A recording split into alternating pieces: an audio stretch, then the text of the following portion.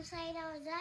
मेरो mummy LIC नेपालमा काम गर्नुहुन्छ। मेरो मम्मीको नाम लक्ष्मी केसी हो। बहिनीको भविष्यको लागि मेरो मम्मीले मेरो र बहिनीको बिमा गरिदिनु भएको छ। त्यो पैसाले हामीहरू पढ्छौँ राम्ररी अनि अझ आफ्नो बालबच्चाको लागि बिमा गर्न नबिर्सिनु है। मम्मीले अझ सबको बच्चाको बालबच्चाको बिमा गरिदिनुहुन्छ। त्यसको लागि मेरो मम्मीलाई कन्ट्याक्ट गर्नुहुन्न होला।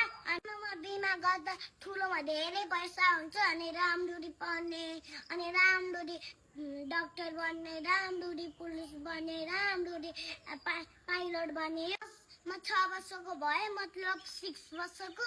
अनि मेरो बहिनी बल्ल बल्ल 2 वर्षको भयो कि अनि अब बित्तिकै मम्मीले हाम्रो बिमा गरिदिनु भयो। ठुलोमा पनि पहिले बिमा गरिदिनु भएको थियो अनि अब एलआइसी नेपालको बाल उन्नति राम्रो छ। एलआइसीको हाम्रो बिमा हो त मम्मी बाबाको पनि बिमा हुन्छ।